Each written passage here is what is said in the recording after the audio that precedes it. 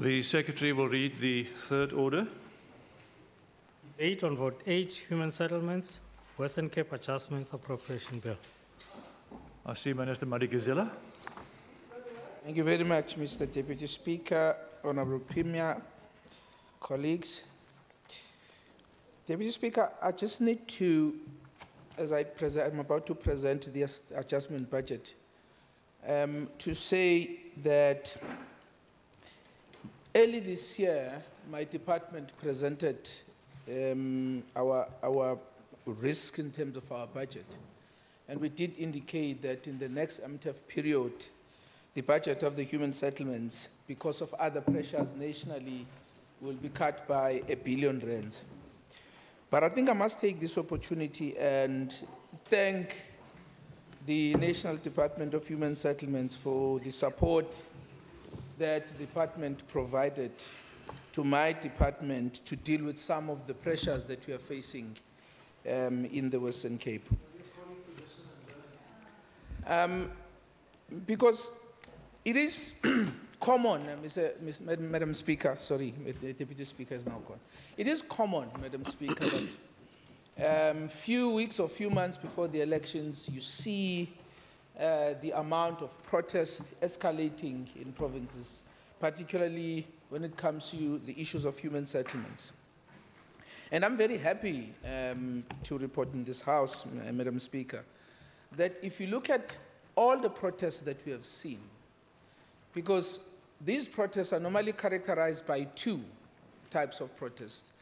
Of course, there are people who use the opportunity to be opportunistic because it's closer to elections, but there are people who really protest because they have genuine concerns. And if you look at all the protests where I had to intervene with my department, Madam Speaker, you will see that since our intervention, those protests have died down. And it's because we did not only intervene, but we started to do something in all those areas. I mean, members of this House will remember the situation that we had in areas like Grassy Park, whether it's in Grassy Park, whether it's in Sightsee, whether it's in Renendal. But the point that I'm making is that our intervention, we made sure that all those areas where genuine concerns became part of our business plans, and we are now catering for those areas. And partly because, as I said, of the support that we receive from the National Department of Human Settlements to supplement and complement some of the shortfalls that we had. But also, if you look at some of the massive fires that we had, I mean, thus far we had 4 big fires. There's one in Silvertown, one in Kosovo, one in Vrygrond. And if you look at all those areas as well, again, we have managed to do something in terms of intervening there and do something over and above, of course, what we're already doing in areas like Hout Bay, where we are busy now with design plans to make sure that we settle those people permanently. Now, in terms of this, the adjustment budget that I'm presenting here, I mean, it's a very small part of the budget. I mean, it's 0.16% of the entire budget. And I think just to quickly go through some of the internal shifts that we had to do as a department, there are rollovers of 6.8 million, and 693,000 of that, it's because of the modernization work that is being done by the Department of Public Works, and part of that money was going to use, to replace the furniture as part of that modernization work. And because the work still continues, we could not spend that 693,000. But also 6.1 million out of that, this is for the implementation of water-saving measures of departmental and municipal projects. This money is assisting contractors on additional costs incurred to use non-potable water, because you remember that we are coming from a period where we were facing major risk in this province because of drought, and we had to intervene and assist in some of our projects, especially those people who were using non-potable water. And also, there's also an additional of 127,000 of human settlements grant that will be utilized for the construction and rehabilitation of 3 houses in Pito municipality area. These are the houses that were burnt down in 2017, Speaker. And also other adjustments that we were doing as a department. I mean, the amount of 32 million, just over 32 million. This 32 million will be going to 3 areas. 17.3 million will be going to Drakenstein. Now, the reason why we spending this money there is because Drakenstein is one of those areas where we are doing the catalytic projects together with the National Department of Human Settlements. Now, you would know, Madam Speaker, that some of these areas do not have enough money to fund bulk infrastructure, and part of this money will be going for bulk electrical services, because we could not wait for ESCOM, because that is part of ESCOM that must be fulfilled. But we had to intervene in order to expedite that. 5 million will be going to Oudtshoorn in an area called Duisendorp for bulk infrastructure. And again, I mean, this is part of the work that we've been doing as a department, because a number of municipalities across the province, as we know, do not have enough MIC infrastructure funding. And we come in from time to time as a department to assist some of those municipalities. So that is what we'll be doing in area of Duisendorp in Oudtshoorn. And 9.6 million will go to Stellenbosch. And also there we are funding bulk infrastructure, partly because in Ida's Valley, for example, Stellenbosch is, starting a project which is part of our strategic goals to unlock affordable housing project. And I think I, spoke a lot in this house about the need to unlock affordable housing program and project, because these are the people who are earning too much to qualify for a free house, but they are earning too little to get a bond from the bank. And we had to intervene in terms of bulk infrastructure in this particular area so that we can unlock a project of that nature in Ida's Valley in Stellenbosch. These are the only adjustments that my department will be dealing with as far as this term is concerned. And I want to thank you, Deputy Speaker. Thank you, Minister. I see the Honourable Maseko. Thank you very much, Speaker. Speaker, the Department of Human Settlements, led by Minister Bongikosi Madikizela, has committed to delivering housing opportunities and restoring dignity of people, including those living in informal settlements and backyard dwellers across the province. While the ever-increasing informal settlements remains a challenge for the Western Cape and the rest of the country, we must commend the department for being responsive to the needs of the most vulnerable and impoverished in our society. The department has diligently championed a number of successes, and the 3 priority areas being directing more resources to the upgrading of informal settlements, increasing affordable housing, and prioritizing housing to the most deserving people in relation to the allocation of housing. We need to acknowledge the ongoing challenge of the updating the beneficiary database in some municipalities.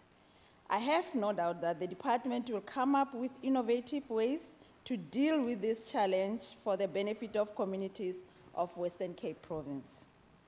Speaker, I support the Department of Human Settlements adjusted appropriation for the 2018-2019 financial year, of which over 2 billion and an increase of more than 38 million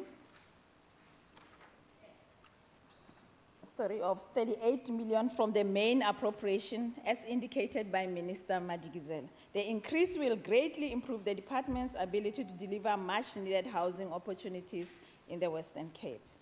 The Department of Human Settlements, under his leadership, has achieved exceedingly great results. The budgetary constraints did not deter him nor his department from dutifully carrying out its mandate of delivering quality houses to the people of this province. The department has accelerated housing provisions while promoting social cohesion through the development of integrated and sustainable human settlements in an inclusive society. Furthermore, we are pleased with the department's commitment to go above and beyond its call of duty and ensure that the Western Cape doesn't only deliver top structures, but it has prioritized their bulk services, although this is not its mandate, but partly the National Water and Sanitation Department. Yes, service delivery to this department is a priority, and service delivery has to be fast-tracked in housing. People on the ground are demanding services, and they don't care which levers of government are fraught with challenges. We can't sit back and watch on as services crumble. Non-action can be seen by people as a reflection of our government. We dare not falter. We need to condemn this disruption of service delivery to the most deserving beneficiaries, as these criminal elements delay the implementation of housing projects. By so doing, we will turn the tide against social ills and the unemployment rate, which lead to crime. The whole of government and whole of society approach ensures that we shift away from merely building houses, but to create communities that we can be proud of. Speaker, the Standing Committee on Human Settlements has consistently engaged with the department to do things differently, and it is most welcoming to see that Minister with his department has been cooperative in this regard. Minister's visionary leadership is crucial for creating housing opportunities for all approved beneficiaries in this province. Let me also thank our standing committee members for really engaging with the department, and for the department in all times responding accordingly to what the members in the standing committee suggest for the benefit of this province.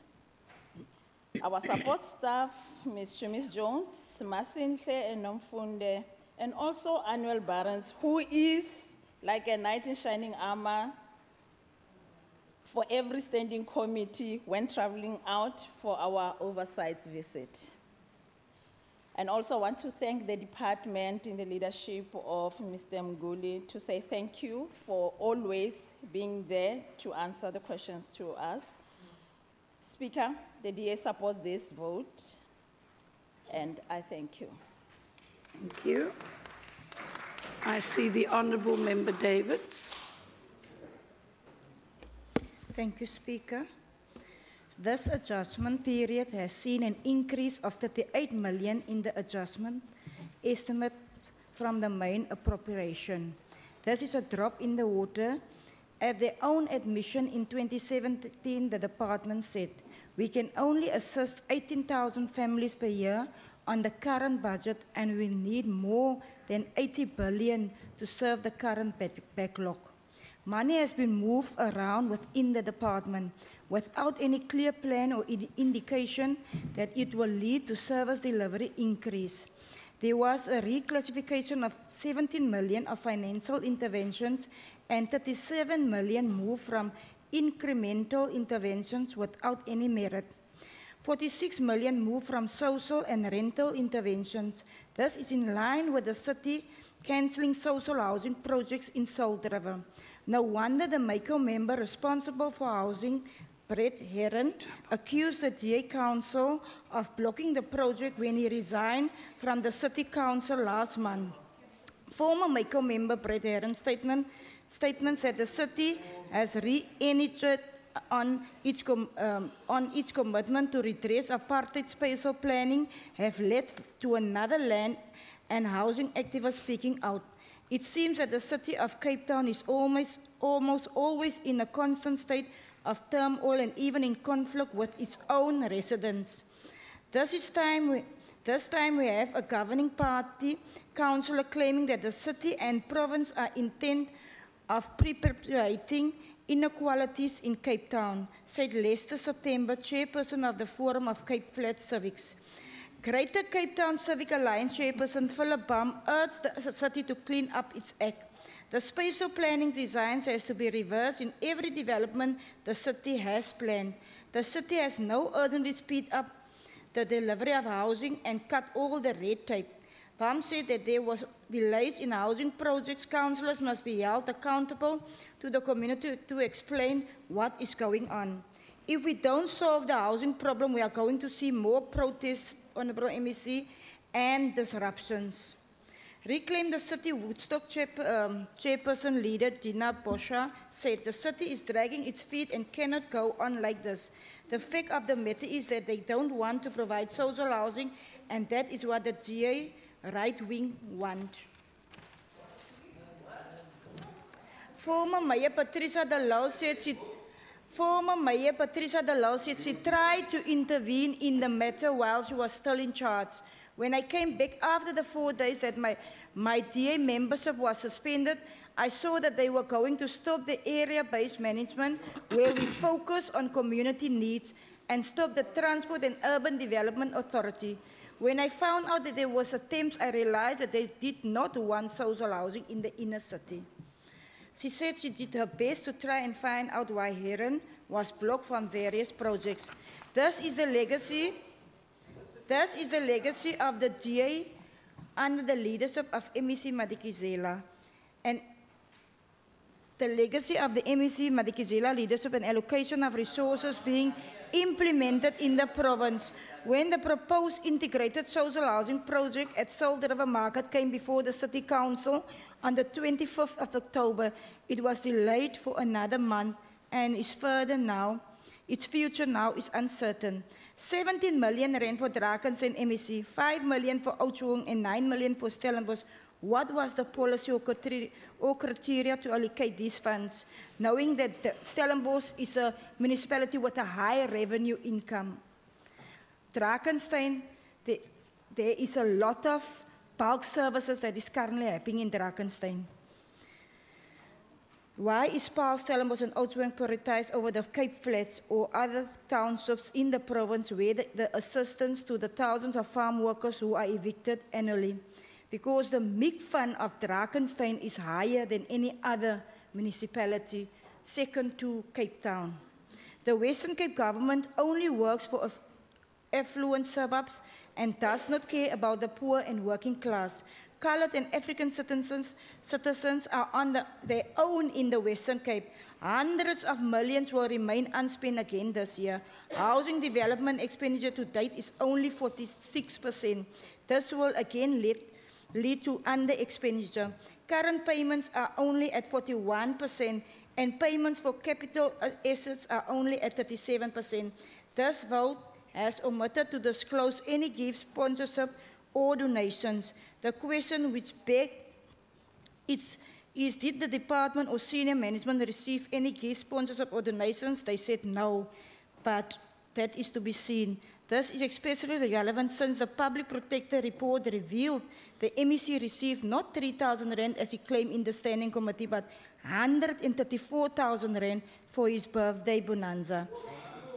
The MEC has to date still not declared those benefits he has received, please, and through his caucus, they have delayed the Parliamentary Conduct Committee for more than 1 year to deal. There's a point of order. Please take your seat. Thank you.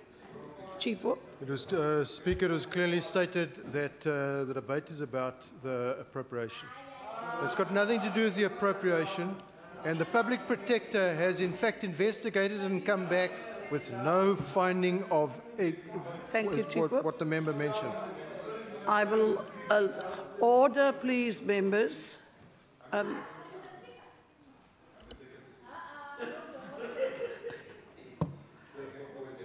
Member David, you may proceed. Speaker, the reason why I brought this in, Sorry, She cannot proceed. in our Standing kindly Committee, take your seat, please. Member David, sorry, Minister Mayor. Chief Whip. Honourable Deputy Speaker. Speaker. Speaker, you must make a ruling on this particular matter because the Public Protector Chapter 9 institution have indicated that there's nothing that was done. So please, can you rule that because we're not going to proceed, she must withdraw that statement. Minister. This debate is not going to proceed. Minister Mayor. Kindly take your seat, please. But Speaker, we ask you to make a ruling on this matter. Minister Mayor, I have heard you. And in the interest of making a fair ruling, I will revert to Hansard for the correct transcript. I will revert to Hansard for the exact words that we used. And before we adjourn tomorrow, I will come back to this House with a ruling. Sorry. Honourable Dugmore. Speaker, could I address you? Speaker, I just want to ask whether it is acceptable, once you as a Speaker have made such a ruling, for the Honourable MEC to shake his head and say, I'm not happy. Isn't that, could you please investigate whether that is in fact a sign of disrespect of a Speaker's ruling? It's simply not acceptable for me that every member of this House can simply offer a view on your ruling. I would like you to please investigate that. Thank you, Honourable Dugmore. I will indeed look at... We must guard against frivolous and spurious points of order, but whilst we can point out that all members must disrespect the chair, it applies to both sides of the House. And I trust that we will proceed today with that top of mind. Thank you, Chief Whip Wiley. Speaker, go back to the original reason why I stood up, and that was on the point of relevance. Yes. And I would like your ruling on the matter of relevance so that it doesn't get repeated again, please. Thank you, Chief Whip. Members, sorry, if before you proceed, Member Davids, I've been informed that the Deputy Speaker last night at the closing of the session provided guidelines in terms of relevance. Sorry, maybe you were not in the House, but I will allow the member to continue. We are busy with vote 8, which is concerning housing. You may proceed, Member Davids.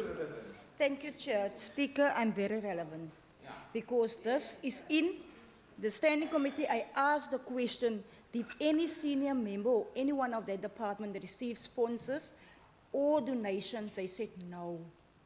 And then the MEC made a joke in there. He said only the 3,000 rand of the cake. Then it's my work to go back and check. It's only 3,000 rand. So it was 134. I read the document. Okay, sorry. Member Davids, kindly take your seat, please. Chief Whip. Speaker, take your seat, please. Okay, then, with respect, this opens up a whole new can of worms. Did the honourable member, the ANC led a charge of the public protector. Did the honourable member provide that evidence to the public protector? Okay, thank you, Chief Whip. Members, sorry, Honourable Chacha. Honourable Speaker, Yes. I think it was going fairly well, so maybe we can just ignore that comment and let it go. Yeah. Members, let's guard against being disrespectful and patronising in the manner in which we engage. For any debate to flourish, there needs to be a healthy respect and a level of tolerance, and as the Deputy Speaker guided this House, it needs to be relevant to this book which I have in front of me, and at this point in time I am dealing with vote 8. Member Davids, I do believe there has been an outcome by the Public Protector, and I would suggest that you keep that debate for another day. We are now dealing with vote 8, which is housing. Thank you. Sorry, Sharon. Sorry, Honourable Speaker. Maybe you didn't watch the debate earlier on, but under vote 1, it was more than 20 minutes where the Premier deviated from the book. She said because of an interjection, and she went on to a land reform debate here. So we alerted the Deputy Speaker to that it's been sidetracked, and he allowed that to continue. So I think there's some flexibility allowed and a precedent that's been created. Okay. I was aware, I watched the proceedings, and I heard the Deputy make a ruling in terms of relevance and the Premier's response to an interjection. Honourable Davids, I'm going to allow you to proceed, but let's focus on the adjustment appropriation for vote 8, please. Thank you. Thank you, Speaker. Speaker, my last point, I was going to conclude by saying, when the Honourable Premier was speaking, she lashed out on the ANC about corruption, this and corruption that. But just the other day, in the City of Cape Town Council, it was shown out that J.P. Smith is going to be investigated for 3 years corruption that he did. A councillor of the DA. Okay, so what goes for the one must go for the other, Chief Speaker. I didn't come here to embarrass the MEC. I said he answered in the standing committee of 3,000. So I went and checked, and it was 134. Thank you, Speaker. Thank you, Member Davids. In the absence of the ACDP and the EFF, I now see the Honourable the Minister, Minister Madikizela. Thank you very much, Madam Speaker. Let me thank the Chair of the Standing Committee for for leading the committee and holding this department accountable together with the colleagues in the Standing Committee. You know, it's ironic, Madam Speaker, because when we engage in that Standing Committee, we allow people to ask pertinent questions that are relevant to the issues pertaining to this particular vote. We respond to all the issues. I always find it surprising that people come here and grandstand, but I will deal with some of the issues that were raised here. Because it is true, Chair, just through you, Madam Speaker, what Member Matlodi said, or Honourable Member Matlodi said, that one of the challenges that we are facing in the Western Cape is, of course, the number of the population growth, which also impact on this department in particular. We have seen that the waiting list or the housing demand database is currently standing around 600,000 families because of the massive population growth that we have seen. And according to Stats SA, the population of this province grew by almost 2 million in 15 years. So that is why we'll always have this challenge in this department of having less money than the demand because of some of these challenges. And of course, I mentioned the fact that the budget cut is also, adding to the pressure that we are facing, but also, as I said, the support from the National Department of Human Settlements is really, really appreciated, because in some of our projects and programs, they do come to the party and assist when we ask for assistance. Let me come to Member Davids just to deal with some of the issues that she raised, because she was all over the show. I think she got an opportunity to try and grandstand, but I think I must deal with some of the issues that she raised. Now, the issue of the comments by the former mayor, I find it very ironic, because she was in charge of the city of Cape Town. In fact, we must admit, you one of the people who kept on raising the challenges, housing challenges in the city of Cape Town. Now, I find it very strange that you are now defending the failures of the former mayor as far as housing is concerned in the city of Cape Town. Because without necessarily making this a joke, Madam Speaker, I don't know how many times I appeared before the Standing Committee raising my frustration about some of the challenges in the city of Cape Town. And the person who must take responsibility for those challenges is the former mayor. So it can't be now that we are now coming here and defend the very same person who was responsible. Order, please. I raised those issues several times. I did. Minister, kindly take your Minister. Minister Madikizela, kindly take your seat, please. Now, please take your seat, Minister Madikizela. Take your seat. Honourable Magaka, if I may address you, if you wish to pose a question to the Minister, you need to do it through the chair. We cannot have a spat across the floor here when the process to be followed is to address. And if it's an interjection, but then your interjection can't become a running commentary. I can understand, but I will provide you with guidance. The minute your interjection becomes a running commentary, it is then my duty to alert you to that. Thank you. Yeah. Now, You may proceed, Minister. For the record, I want to bring to the attention of this House that this department, since 2009, because, I keep on hearing about this under expenditure. This department from 2009 has never sent a cent back to the National Treasury, not a cent under my leadership. In fact, we've been getting more money to spend in poor communities. So we must clearly move away from this grant-ending and being dishonest about some of the things that we are saying. No. There's never been a rollover. There's never been a cent Minister that was sent Madikizela, back. please address the chair. Thank you. Now, I want to put that on record.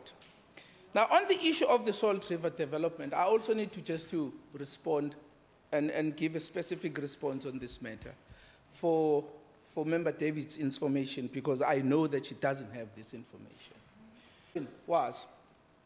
Why are we selling the land at 10% of the total value? I think that was a valid question that people were asking.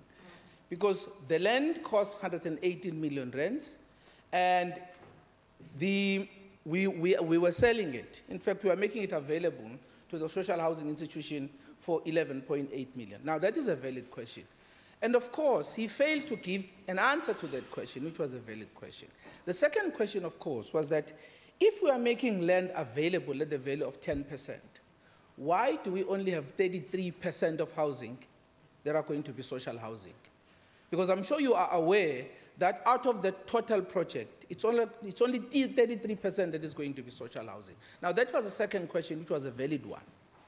In fact, the third question was around the credibility of the service provider or the social housing institution, because many of those councillors received a number of complaints about community care.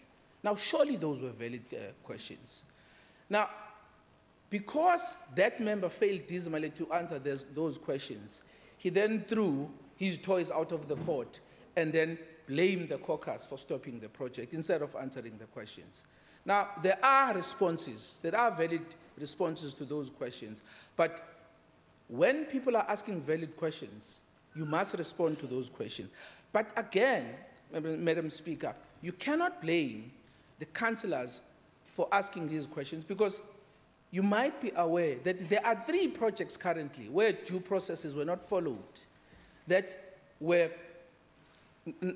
stopped because of the fact that processes were not followed.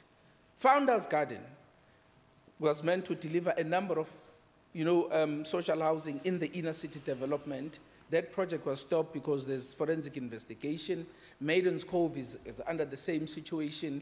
And when this was brought before the councillors, they were cautious because of the experience under that former member who violated some of the processes which resulted in some of these projects being stopped. So that's the reality here. No, we've been raising these issues. Now those are the issues. Now, another question that the member is asking is, why is it that the money is given to these three municipalities and not to the Cape Flats? Now, again, you must understand, in fact, I gave reasons why we're giving this money to those municipalities. Then when it comes to Cape Flat, I'm sure you are aware that in 2012, a grant that is called Urban Settlement Development Grant, as far as metros is concerned, it is the grant that is used to deal with infrastructure. City of Cape Town, by the way, is getting 1.5 billion rands of that particular grant. So it doesn't need infrastructure, support funding. And that is why, we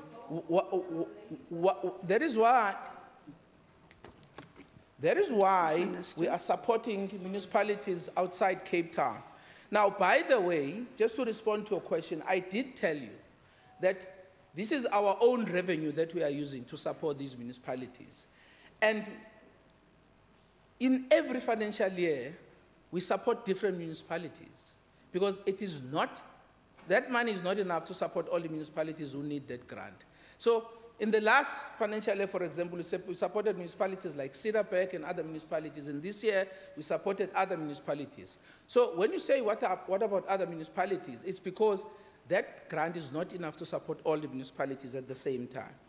Now, so let me then, because this is the issue that was also raised by the members leader, and I did respond to this question because this issue was dealt with by the public protector. And I think it's important, Madam Speaker, that I bring to our attention the findings of the public protector.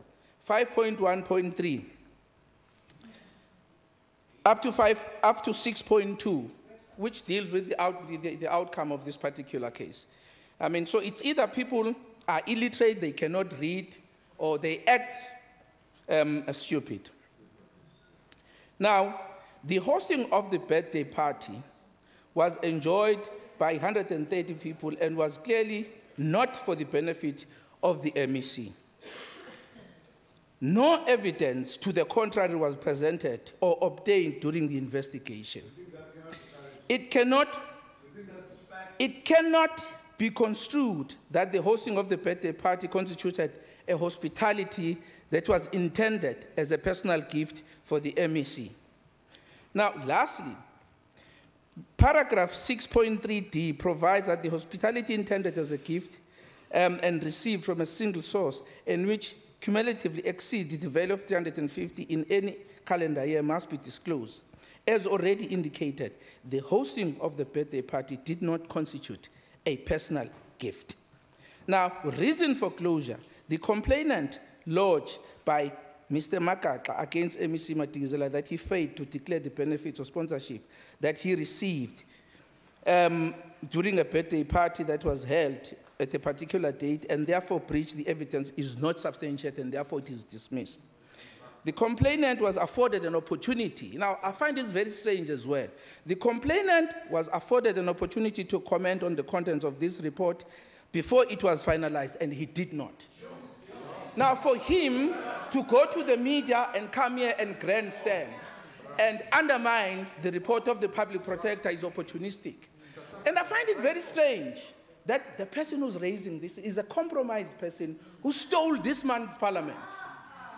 The fact that, no, you stole the money of this parliament, you are going to be held accountable for that. Minister Madikizela, sorry. This is what needs to be investigated. This is what needs to be investigated. Take your seat, please. I find it very strange that you are raising that when you stole the money of this parliament. And Member Madikizela, sorry, there's a member on the floor. Order. Sorry. We all know it's unparliamentary to say another member stole money of this parliament. I want the MEC to apologise. She did. Thank you. She did. May I ask both Member Davids and Minister Madikizela, you cannot engage in that way, but Minister Madikizela, in terms of the rules of Parliament, it would be considered unparliamentary to tell a member you stole money. It would need to come in the form of a substantive motion. So I'm going to have to ask you to withdraw that statement in terms of it being unparliamentary. But she did steal it. She did steal it. Minister Madikizela, I have asked you. That money is not taxpayers' money that you stole. Minister Madikizela. It's money. It's not the taxpayers' money that you stole. Minister when friends come together, Minister Madikizela, and put together a birthday party, it's different from stealing taxpayers' money. Ask him to leave. He's just ignoring you totally. Sharon, Sharon, play stil. Pierre, sukkel om jou stil te maak. You don't listen to your own chief. Justin, you must take over that job. Pierre can cope. Take over. Well, I withdraw, Madam Speaker.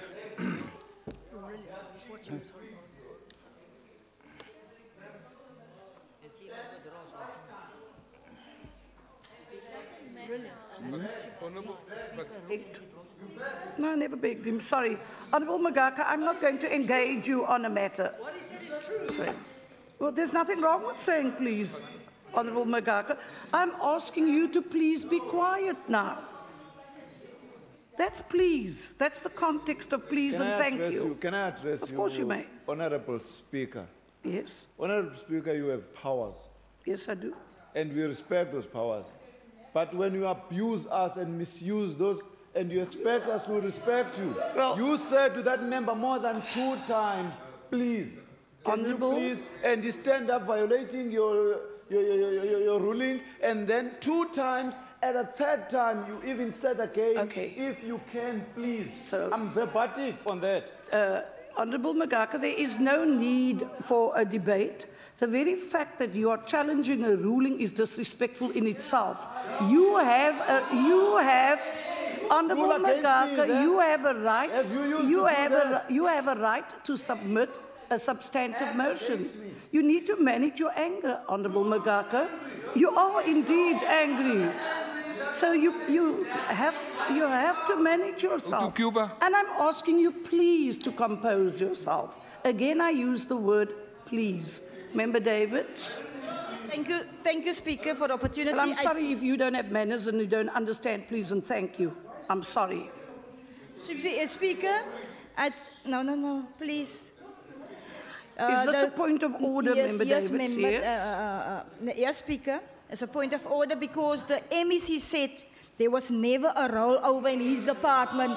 There was 2 rollovers all these years, Program 1 and Program 3. Program 3 is 6.1 million and Program 1 is 693,000. Please take your seat. No, you didn't speak the truth. Sorry. Chief of Wali, what Member Davids has indicated that there were 2 rollovers and that the MEC failed, so she's raising it as a point of order. It's relevant to the debate because we are talking about rollovers. With respect, Speaker, yes? The debate is finished. The Minister's sat. She doesn't get a second chance with the cherry. So no, the Minister was still busy. I didn't realize he had finished. Minister Madikizela, do you wish to proceed? No, the Minister wasn't finished in my understanding. He was clarifying a matter. So, as I conclude, Madam Speaker, no, it's not for you to tell me I'm finished. No, as sorry, I conclude, Honourable Magaka, Madam Speaker, I asked the Minister to take his seat while there were point of orders being debated. You may proceed, Minister. Honourable members, I'm allowing the Minister to proceed. You may proceed, Minister. As I conclude, Madam Speaker, as I said, we gave reasons why the money was given to those 3 municipalities, because we have to support municipalities. Order, please, Honourable Makaleni and Member Mitchell and all of you engaging in some kind of debate. We don't need to see fisticuffs here. Good afternoon. You may proceed, Minister. Because we have to support municipalities that do not have enough infrastructure funding. And I want to take this opportunity, Madam Speaker. As I said earlier, because I started by saying that we try by all means, from the national departments to this department to other municipalities, not to politicize housing issues, and we've been doing that. Now, it is very sad that some people come here and grandstand about such a sensitive issue. So, some of these issues were addressed thoroughly at the committee, before the committee meeting that was convened. As I said, I want to thank the members of the standing committee, the officials under the leadership of Mr. Mguli, for the work that this department is doing, because if you look at all the issues that we are talking about, they are changing the lives of the people in the Western Cape. And for that, thank you very much. Thank you. Honourable members, proceedings will now be suspended and will resume at 1400. Thank you.